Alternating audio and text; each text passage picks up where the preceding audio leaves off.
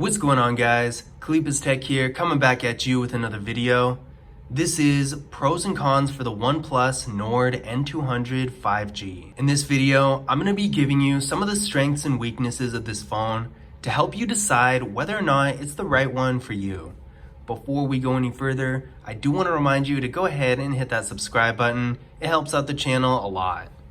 But with that out of the way, let's get into the video. So my first pro for this phone is the storage.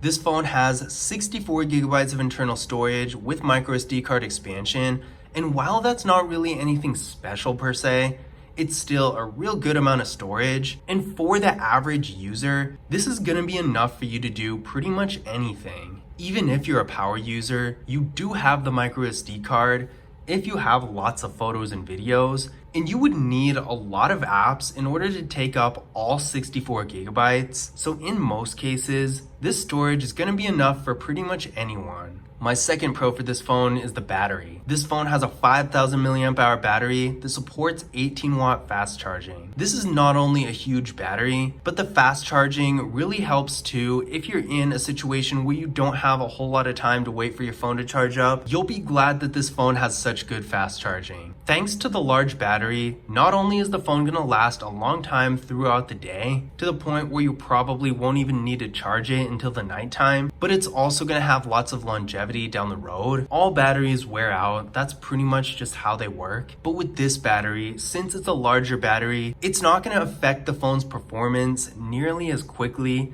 as say an iPhone 12 that only has a 2815 milliamp hour battery. So as a result, you'll be able to keep this phone for a lot longer without having to replace it. My third pro for this phone is the processor. Internally, this phone is getting 4 gigabytes of RAM with the Qualcomm Snapdragon 480 5G processor. I ran a Geekbench 5 benchmark test on the phone, and it came back with a single core score of 507 and a multi-core score of 1554. So these numbers are really impressive. This phone's gonna be able to do pretty much anything you want it to on a day-to-day basis. So especially if you're only using it for web browsing and social media and that sort of thing, this phone is gonna be great. And even if you're doing gaming and video editing, it should still be fine. I mean, flagship phones maybe 3 years ago typically had processing power around these marks. So that should really put it into perspective how good this processor is. And considering the price range of this phone, you're really getting a lot of value out of it. My fourth pro for this phone is the display.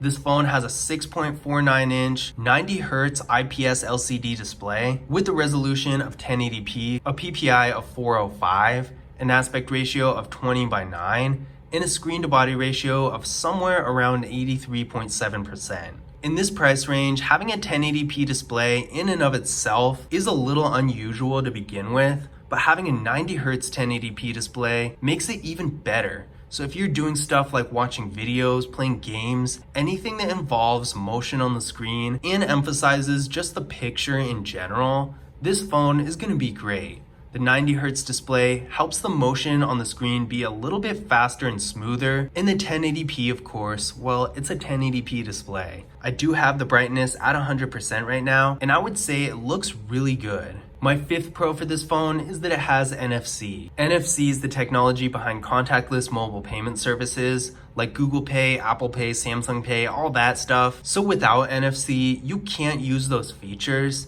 And unfortunately, a huge amount of phones, both entry-level and mid-range, don't have NFC at all. Even phones more expensive than this one. So it's a real nice thing to see that this phone does have NFC, because with contactless mobile payment services becoming more and more widely used, it's more important now than ever to make sure whatever phone you get has NFC so you won't miss out on that feature. So now that we've gone over some of the good parts about this phone, let's go over some of the drawbacks. My first con for this phone is that it has no ultra-wide camera. It's not really a bad setup in and of itself. We do get a 13 megapixel main camera, a 2 megapixel depth sensing camera, and a 2 megapixel macro camera, but at the same time, the ultra-wide camera is such a useful feature that it's a bit of a disappointment that this phone doesn't have one. My second con for this phone is the video quality. Now this phone has a max quality of 1080p in the rear camera and the front camera, and that in and of itself, especially considering the price range,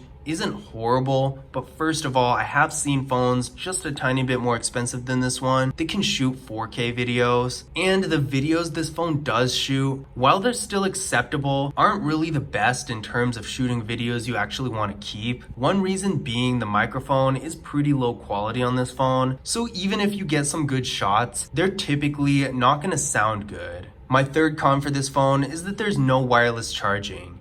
Now, this isn't really an unusual con, but it is still a con all the same because it seems like such a simple feature, especially compared to NFC, which this phone does have. I still don't get why phones that aren't flagship phones typically don't have wireless charging, because it's such a useful feature too.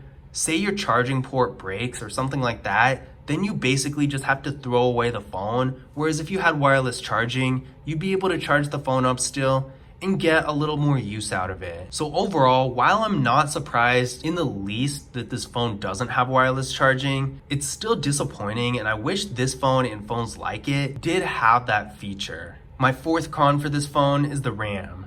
Now, although the processor is really good, and I haven't experienced any performance issues with it, having 4 gigabytes of RAM is a little bit low, I would say. If it had 6, it would be able to multitask a little bit better, and you'd be able to do a little bit more demanding things like video editing and playing more high-end games like Fortnite.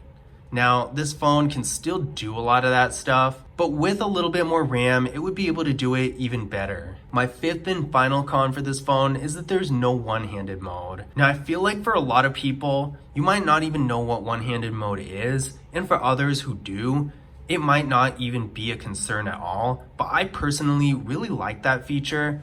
It makes it so easy to use the phone when you have another hand occupied. Say you're walking your dog or maybe carrying groceries or something, and you only have one hand available to use your phone. It's so much easier to just be able to pop it into one-handed mode than it is to try to go like this and risk dropping it. But those were my pros and cons for the OnePlus Nord N200 5G. I hope you guys enjoyed the video, and I hope you found this information useful as well. If you did, don't forget to leave a thumbs up and subscribe to the channel. And as always, I will see you guys in the next video.